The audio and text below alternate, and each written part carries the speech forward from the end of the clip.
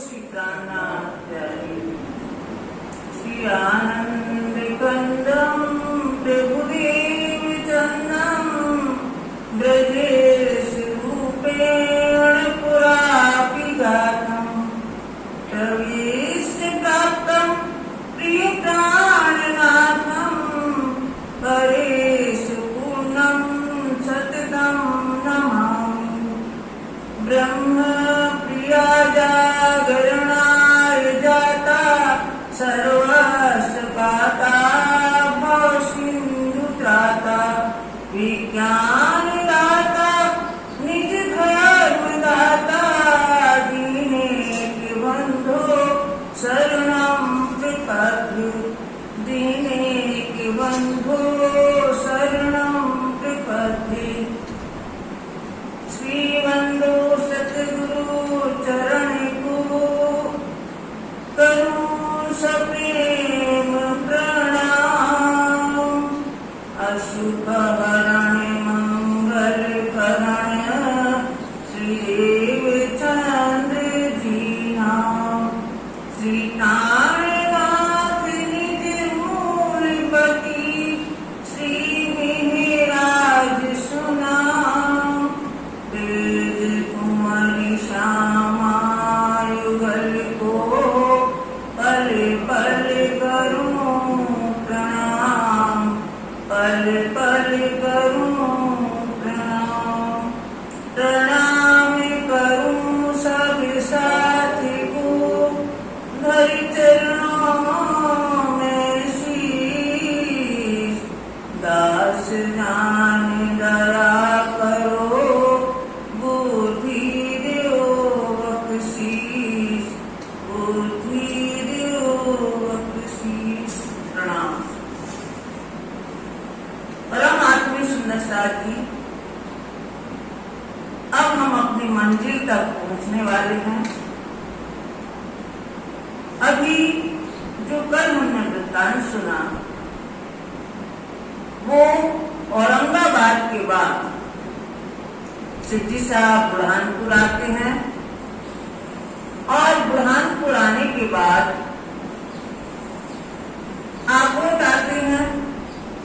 क्या विदत होती है यहाँ से ये हम जाने कि जब सिद्धि साहब औरंगाबाद से आ जाते हैं बुरहानपुर, यहाँ से लालदास को और नूर मोहम्मद को भेजते हैं दिल्ली वापस। फिर से शेख इस्लाम के पास संदेश लेकर के वो जाते हैं। कई दिनों तक चर्चा होती है, लेकिन समय विपरीत होने पर यानी कि वो उनकी दृष्टि माया की तरफ होने के कारण वो इस बात को नहीं समझ पाए। वहां से लालदास जी मुफ्ती अब्दुल रहमान के घर में चर्चा करते हैं 3 दिन तक। फिर यहाँ से आकोट से सिद्धि साहब को इल्हाम होता है, आभास होता है कि लालदास जी जिस काम के लिए गए हैं वहाँ उनकी जान को खतरा है। तुरंत यहाँ से एक साथी को भेजते हैं कि नारायण दास को भेजते हैं कि जाओ तुम ये पत्र लेके जाओ, लालदास जी से कहना कि बस पत्र पढ़ते ही वापस आ जाओ। वहाँ पानी पीने का धर्म नहीं है, क्योंकि इनकी दृष्टि बदल जाने पर कुछ भी वो दोषारोपण लगाकर और कष्ट दे सकते, इसलिए वहां से वापस आ जाओ। वहां से लालदास, नूर मोहम्मद, नारायण दास चले आते हैं। तीसरे दिन यहाँ पहुंचते हैं।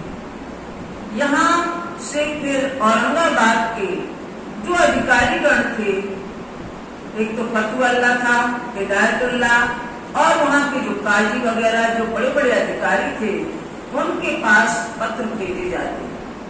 और उस पत्र में सिद्धि साहब जी ने क्या लिखा कि यदि आप हमें इस्लाम धर्म में प्रवर्तित कर रहे हैं तो हम आने के लिए तैयार हैं। आप हमें समझाइए इस्लाम धर्म को, क्या है इस्लाम।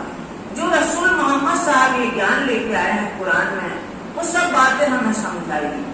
हम लाखों लोग हिंदुओं के हैं, हम लोग सब आपके धर्म में आने को तैयार हैं, बशर्ते आप हमें भली भांति समझाइए। बहुत बातें लिखते हैं पत्र में।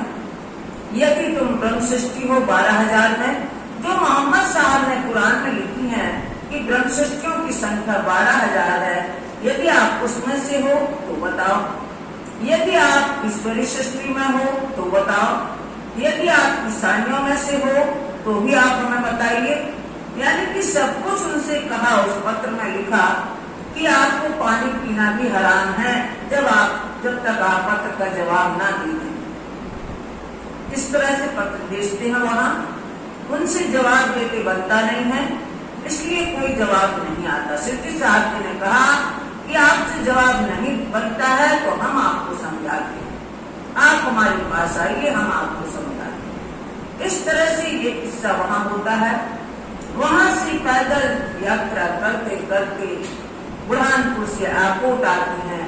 आकोट में भी बहुत सुंदर साथ मिलते हैं, रास्ते में मिलते जा रहे हैं। जो उदयपुर का साथी था अब्बल खान, वो भी अपने भाई के साथ में सब रहते थे, सब परिवार। वो अपने भाई को छोड़ करके आ गया कि हमें तो सिद्धि साहब जी के पास रहना है, हमारी तो आत्मा जागृत हो गई है, अब हमें मायावी काम में मन नहीं लगता। सिद्धि साहब जी ने उसको बहुत सांत्वना दी, ढांढस बंधाया कि तुम तो हमारे बीच के हो, तुम हमारे सुंदर साथ हो और तुम्हारी परात्म परम धाम में बैठी है, तुम्हें चिंता करने की आवश्यकता नहीं है। तुम अपने घर में ही उपासना विधि से अपने चिंतन मनन के द्वारा और परम धाम का वो चिंतन कर सकती हो। जो ज्ञान हमने समझाया उसका चिंतन कर सकती हो। और अभी कुछ दिन अपने भाइयों के साथ में रहो, फिर हमारा जब ठिकाना होने को स्थायी, तब हम आपको बुला लेंगे। इस तरह से 2-4 दिन अपने भाइयों के साथ रहो, फिर हमें अवश्य बुला लेंगे। इस तरह समझा बुझा कर उसको भेजते हैं। और भी सुंदर साथ मिलते हैं, कोई अकेला आता है, कोई सपरिवार आता है। यहाँ एक सवन नाम का घोड़ा, जो सफेद घोड़ा था, इस पर सिद्धि सवारी करते हैं। आकोट में देवगढ़ आते हैं, 4 दिन देवगढ़ में रहते हैं। उस पर सवारी करते हुए फिर ऐसे पहाड़ी क्षेत्र आ जाता है जो दूर दूर घर रहते हैं, तो खाने पीने की अव्यवस्था होने के कारण फिर यहाँ टुकड़े मांगे और सब सुंदर साथ में प्रेम से खाए। यहाँ ये लीला होने के बाद रामनगर पहुंचते। रामनगर जाते जाते कई छोटे छोटे गांव आते हैं, कहीं अलगपुर आता है, कहीं कापस्तानी आता है। एक सुंदर साथ कहते हैं कि हमारे यहाँ बहुत खेत खलिहान है, हमारे यहाँ बहुत ज्वारी होती है, यदि आप यहाँ रह जाओ तो हम आपकी भली भांति सेवा करेंगे। इस तरह उनके मनोभाव जान करके 3 दिन सिद्धि साहब रहते हैं सुंदर साथ के साथ में। और बीच बीच में सुंदर साथ की जागनी भी होती जा रही है और समूह भी इकट्ठा होता जा रहा है। यानी मेला, मोमिनों का मेला भी इकट्ठा होता जा रहा है। अब यहाँ रामनगर के बीच में आए तो यहाँ भी बहुत से सुंदर साथ जागृत हुए। कुछ ठकुरास वंश के जागृत हुए, कुछ अन्य सुंदर साथ जात माल के जागृत हुए। ऐसे कई नाम स्वामी लालदास जी ने नामों का उल्लेख किया है। यहाँ खेत की नदी के किनारे एक घुड़साल जैसा स्थान बना करके, एक लंबा चौड़ा स्थान बना करके, इसमें श्री साहब अपने सुंदर साहब के साथ में रहते हैं। गणेश महंत के घर बगल में था, उन्हीं के बाजू में ये स्थान बनाया गया, यहाँ रहने लगे। यहाँ भी चर्चा का प्रवाह चलता है और कई सुंदर साहब जैसे सूरज सिंह और हरि सिंह, कई किशोरी सिंह जागृत होते हैं और अपने अपने घर में न्योता देते हैं, आमंत्रण करते हैं और सिद्धि साहब और सुंदर साहब का भोग लगवाते हैं। अब यहाँ क्या होता है कि औरंगजेब बादशाह भी जहाँ जहाँ सिद्धि साहब जाते हैं वो भी अपनी निगाह रखता है, क्योंकि उसको इमाम मेहदी देखने की तमन्ना थी, जानने की तमन्ना थी। लेकिन वो रूबरू ना होकर के उदल खां को भेजा, क्योंकि जो वसीयतनामे आए थे उसके द्वारा उसको पता लग गया कि अब वो समय आ गया है आखिरी, जो अपने हिंदुस्तान में सब कुछ आ गया है और हिंदुओं के बीच में इमाम मेहदी स्वरूप प्रकट हुए हैं। ये भी वो समझ गया था। उदल खान को भेजता है अपने प्रतिनिधि के रूप में। उदल खान क्या करता है, वो स्वयं न आकर के शेख खिलर को भेजता है। उदल खान ने शेख खिलर को भेजा कि जाओ तुम पता लगाओ कि ये बैरागी कौन है, क्या ज्ञान रखते हैं, कहाँ से आए हैं, इनका क्या मंतव्य है, आदि आदि बातों की जानकारी तुम लेके आओ। इस तरह से एक ने दूसरे से कहा, दूसरे ने तीसरे से कहा। यहाँ इस तरह से किधर का आना होता है जो आप लोग सुनेंगे आज। हुकुम बादशाह के, अब बादशाह के आदेश से खुदर खान ने सिख किधर को भेजा, हम आए तुम पर, हम आए तुम पर। सिख किधर दूर से ही पहले संदेश भिजवा देते हैं। रामनगर के राजा छत्रसाल गौड़ थे उस समय, छत्रसाल गौड़ थे, उनके पास संदेश भिजवा देते हैं कि हम आ रहे हैं और आपके नगर में जो बैरागी आए हुए हैं उनको हमें पकड़ के दे दो। ऐसा उसने संदेश भिजवा दिया। बाद में वो स्वयं आ गया। जब वो संदेश भिजवाता है तो क्या होता है कि राजा भयभीत होता है। वही औरंगजेब से तो बड़ा डर लगता है। उनकी एक ही लाठी आ जाए, एक ही आदेश आ जाए तो कैसे कांपने लगते। तो उन्होंने अपने जो भी उनके दरबार में थे कोतवाल वगैरह, उनसे कहा कि जो बैरागी आए हुए हैं इनसे कहो कि 2-4 दिन के लिए कहीं और चले जाए। ये वाक्य कहाँ हुआ था? उदयपुर में। तो यहाँ बार बार संदेश आते हैं सिद्धि साहब जी के पास। सिद्धि साहब जी कहते हम तो ये चाहते ही हैं कि औरंगजेब बादशाह आ जाए हमारे पास, हम उसको समझ लेंगे, हम उसको ज्ञान से परास्त कर देंगे। आप लोग चिंतित मत हो और हमारी कोई मदद भी मत करो। इस तरह से बार बार जब संदेश आते हैं तो स्वामी जी सिद्धि साहब के ऐसा कह करके समझा करके उन्हें भेज देते हैं। फिर सुजान शाह आते हैं। सुजान शाह से राजा ने कहा कि भाई तुम समझाने जाओ।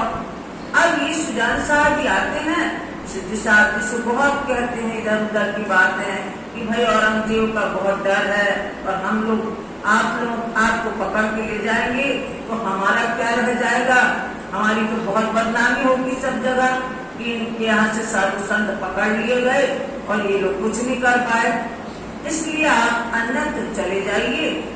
ऐसा ये वाक्य बनता है यहाँ। जो ढीले करो इन बात में, जो ढील करो। अब सिख किधर आ गया, ये बातें हो ही रही थी कि दूसरे दिन सिख किधर आ गया। सिख किधर राजा के पास आ गया कि जो आपके यहाँ बैरागी आए हैं इन्हें हमें पकड़ के दे दो। यदि आप इसमें विलम्ब करेंगे, ढील डालेंगे तो होई गुनाह तुम पर, तो तुम्हें दोषारोपण होगा, तुम्हें दोष दिया जाएगा कि तुमने इस काम को आज्ञा का उल्लंघन किया है। ये बात राजा सुन के, ये बात राजा ने जब सुनी तो भेज दिया कोतवाल, कोतवाल को भेज दिया सिद्धि साहब जी के पास में। तुम कहो स्वामी कृष्णदास को, तुम स्वामी कृष्णदास जी से कहो कि वो यहाँ से कहीं और चले जाए कुछ दिनों के लिए। ऐसा हुआ हवाल, ऐसा हवाल हुआ कि वहाँ का ऐसा आदेश आया है और हम तो उनसे बहुत भय खाते हैं, इस कारण से आपको यहाँ से कुछ दिनों के लिए कह रहे हैं कि आप लोग चले जाइए कहीं। 1-4 दिन तुम यहाँ से, 4 दिन की बात है, आप यहाँ से कहीं अन्यत्र चले जाएं। बैठ हो जाए ठौरे और दूसरे ठिकाने पे चले जाइए यहाँ से। फिर के तुम आइयो, वापस आप आ जाना यहाँ। बैठियो अपने ठौर, और आपने जो स्थान बनाया है यही अपने सुंदर साथ को लेके वापस आ जाना। पर बादशाही दबदबा, लेकिन बादशाह की एक लाठी आती है, एक आदेश आता है तो उनका दबदबा हम लोगों से सहन नहीं होता। इस कारण हम कह रहे हैं कि आप कहीं और चले जाएं कुछ दिन के लिए, फिर वापस आ जाना यहाँ। सह ना सके हम लोगों से सहन नहीं होता, हम लोग एकदम भयभीत हो जाते हैं, इतना उनका भय है हमें। एक लाठी आवे उनकी, एक लाठी यानी थोड़ा सा भी आदेश आता है तो हम लोग कांपने लगते हैं। सो फिर ना सके हुक्म, उनकी आज्ञा का उल्लंघन नहीं कर सकते हम लोग। ताको श्री जी साहिब जी ने, तब सिद्धि साहब जी ने उन्हें जवाब दिया, झुक के दिया जवाब, बड़ी विनम्रता से जवाब दिया कोतवाल को। हम ना डरी बादशाह से, हमें हमें बादशाह का डर नहीं लगता, औरंगजेब बादशाह से हमें बिल्कुल भय नहीं लगता। हम तो चाहते हैं कि वो आ जाए हमारे सामने, हमें पकड़ने के लिए, हम उनसे समझ लेंगे। आवे क्यों ना सिताब, हम तो उनके इंतजार में ही बैठे हैं, हम उनकी प्रतीक्षा कर रहे हैं कि कब वो हमारा सामना करें, हम उनसे निपटेंगे। हम तो राह देखते हैं, हम तो उन्हीं की प्रतीक्षा कर रहे हैं कि कब ऐसा समय आएगा कि वो हमारे सामने आएंगे।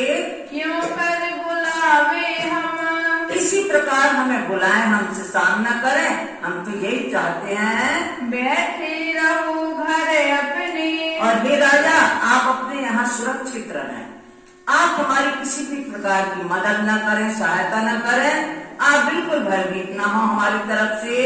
जिन उपराला करो तुम, जिन माने मत, हमारी मदद मत करो, हमारी सहायता कुछ भी नहीं करो, हमारी तरफ से आप चिंतित मत हो।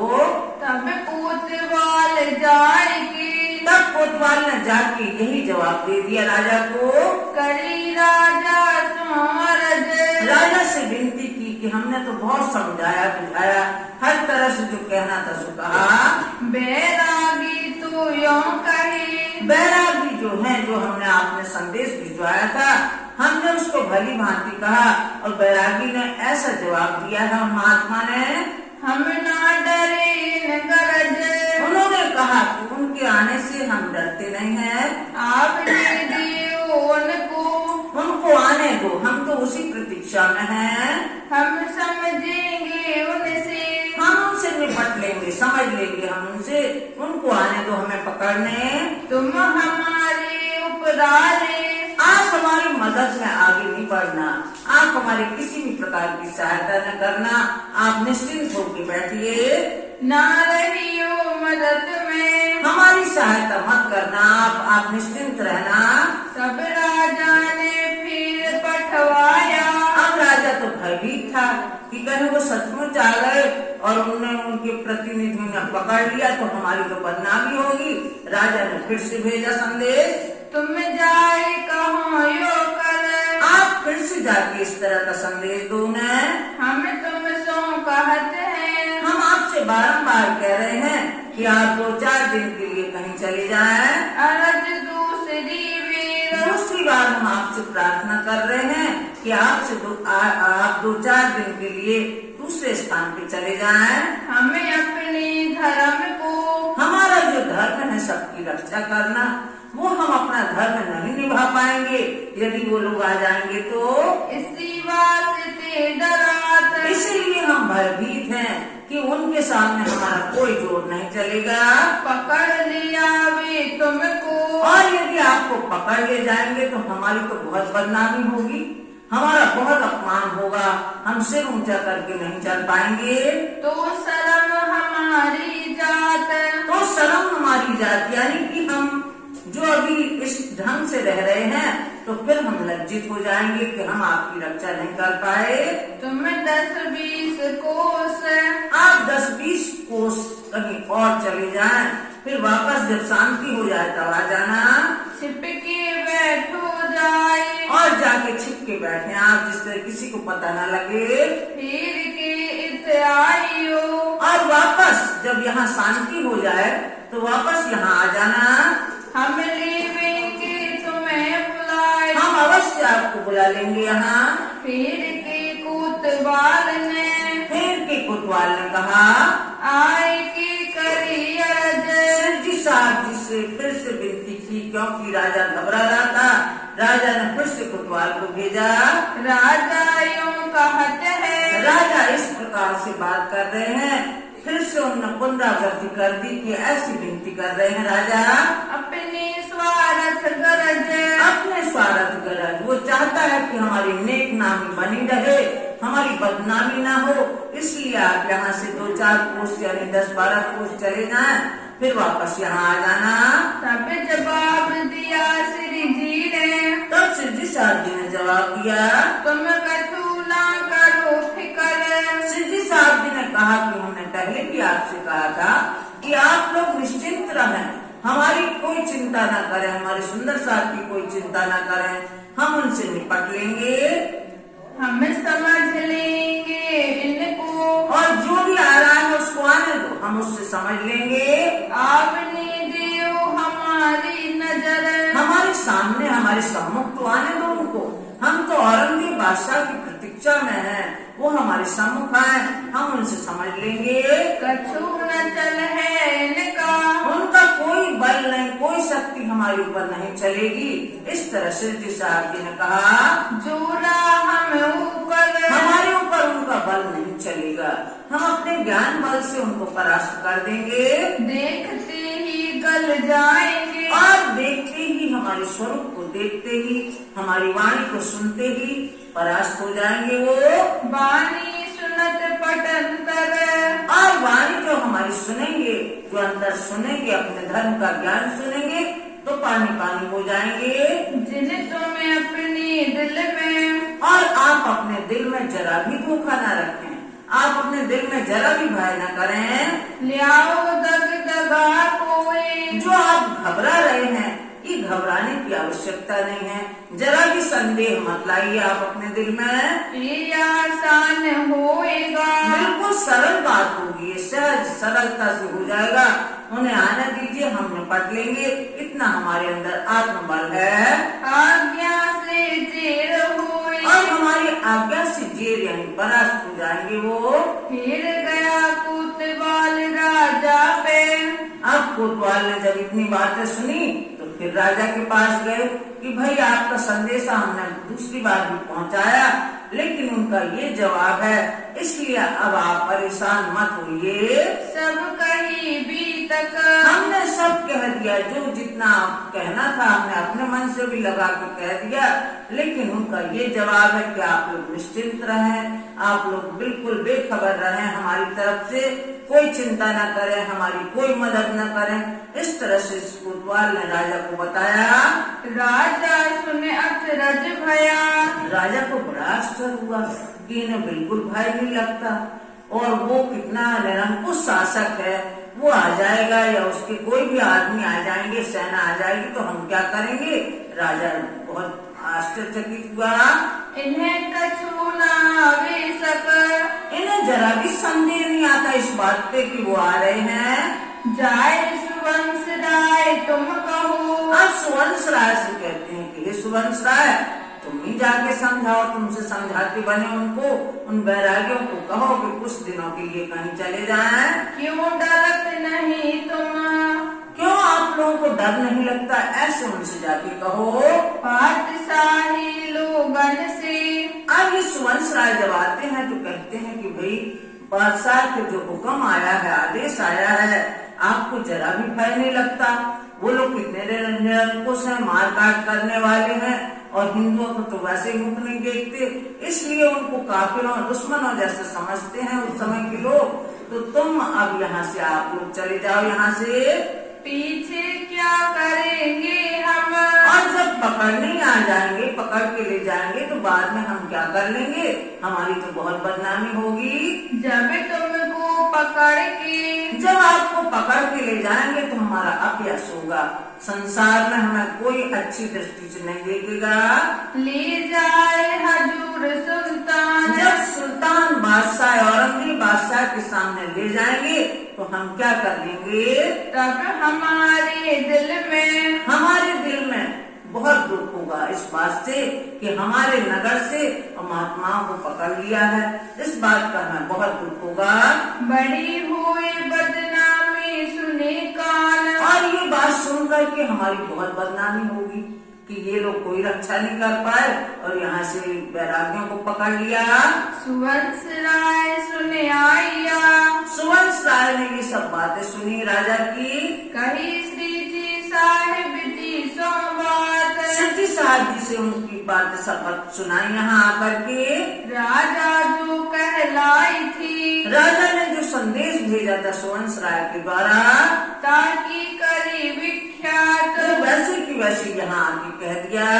तब श्री जी साहिब जी ये कहा, तब श्री साहब जी ने जवाब दिया, जिन डरो मन में, आप भी मत डरो, आप उनके कहने पे आ गए हो, हमने बार बार कोतवाल से समझाया था, लेकिन आप लोग भयभीत होने की आवश्यकता नहीं है, आप किसी भी तरह से भयभीत ना हो, आप निश्चिंत रहें, हमारी कोई सहायता न करें, हम तो उनकी प्रतीक्षा में हैं, वो आ जाए तो हम उनका सामना करेंगे अपना बल दिखाया, और अपना आत्मबल दिखा करके हम उनसे सामना करेंगे। करे चर्चा उनसे, उनसे हम धर्म चर्चा करेंगे। उन जाए कही राजा सो, अब सुवंश राय ने ऐसे सुना सिद्धि साहब जी से और जाकर के राजा से कहा कि आपने जितना कहा था हमने बहुत समझाया, बस केवल मार भर नहीं लगाई। इतना वो सुवंश राय ने और अपने तरफ से बता दिया वहाँ जाके। काहे को कहो तुम्हें, हे राजा, आप क्यों बार बार संदेश भेजते हो उनके पास? आप निश्चिंत बैठे रहो, अब उनको आना होगा पकड़ने तो पकड़ के ले जाएंगे, ले जाने दो, आप चिंतित मत हो। बिना मारे अपनी, बिना मार अपनी, हमने बिना मार के और जितना कहना था सो कह दिया। सब डर बताया हम, हर तरह से डर बताया उन्हें, उन बैरागियों को, लेकिन वो नहीं माने। जहाँ लगे अपना कहना, जितना हमें कहना था सो बहुत कहा हमने उनसे, लेकिन उन्हें कोई फर्क नहीं पड़ा। उनका जो जवाब पहले था वही जवाब अभी है। सो कह के चुके सब, सो सब कह के चुके, अब सो हम सब कह आए उनके सामने, अब उन्हें जैसा करना होगा सो करने दो। अब इनके दिल में जो आवे, अब इनके दिल में जो बात आएगी वैसे ही करेंगे। अपना तो जो धर्म था अब हम लोगों ने निभाया है, सो करेंगे तब, सो वो करेंगे, जैसा उनके मन में आएगा सो करेंगे। यों करते दिन दूसरे, ऐसा करते करते दूसरे दिन शेख खिदर आ जाते हैं। शेख खिदर पहुँचे धाई, शेख खिदर जो कुर्दल खान ने प्रतिनिधि के रूप में भेजा था, वो शेख खिदर कुछ सैनिकों को लेके और आ गए यहाँ। मुलाकात राजा सो करी, राजा से आते ही भेंट की, क्योंकि अधिकारी के पास जाता है पहले। राजा के पास गए शेख खिदर और उनसे भेंट की। पहले यही बताए, यही बताया कि हमने आपके पास संदेश भेजा था, हमें आए तीन काम को, हम उसी काम के लिए आए हैं। जो बैरागी आपके नगर में आए हैं, हम उन्हें पकड़ने को आए हैं। पकड़ दियो बैरागी तुम, राजा आपके ऊपर आदेश था कि इनको पकड़ दो, हजूर में ले जाएंगे, हम हजूर में ले जाएंगे, औरंगजेब बादशाह के पास ले जाएंगे। हमको है हुक्म, हमको ऐसे ही आदेश कहा गया है, जो तुम इनकी रक्षा करो, और यदि इन बैरागी की इन संत रक्षा करेंगे तो है मुहिम तुम पर, तो आपके ऊपर मुहिम यानी आपके ऊपर हम चढ़ाई कर देंगे। कि तू इनको पकड़ दे, या तो फिर ये उपाय है कि आप उनको पकड़ के हमें दे दो, ना तो बांधो कमर, नहीं तो लड़ने के लिए कमर बांध लो। तब राजा बोलिया, तब राजा बोले, हम सोना कछु काम, राजा बोला हमसे तो कोई काम नहीं है, हमने तो आपका जो हुक्म आया था वो सिर उधारे किया है। हमने तो बहुत कहा उनको, लेकिन अब आप जानो, तुम जाए पकड़ो उनको, आप पकड़ने आए हो सो आप ही पकड़ के ले जाए। वो बैठे हैं अपने स्थान पे, उनको पकड़ के ले जाइए। ले जाओ अपने ठाम, अपने स्थान पर उनको पकड़ के ले जाओ। जो तुम आए हम पर, यदि आप हमारे पास आए हो तो आपके आदेश को हमने सिर उधार किया। ले सुल्तान हुक्म, सुल्तान बादशाह का जो हुक्म था वो हमने सिर पे चढ़ाया, सो हम चढ़ाया सिर पर, तो हमने उसको माना है आपके हुक्म को, और हमने बहुत प्रयास किया। वो पकड़ में नहीं आया, इसलिए अब आप आए हो तो आप पकड़ के ले जाओ। ले जाओ बैरागी तुम, उन बैरागियों को, उन संतों को आप पकड़ के ले जाओ। वहाँ से फिर उठ के, अब वहाँ से फिर उठ के शेख खिदर जहाँ उनको रुकाया गया था एक हवेली में, वहाँ जाते हैं हवेली में। आए उतरे हवेली में, उनकी व्यवस्था जो की गई थी रुकवाने की, वो हवेली में गए। भिखारी दास दीवान, अब यहाँ भिखारी दास दीवान थे, यानी पटवारी का काम करते थे वो। बात करी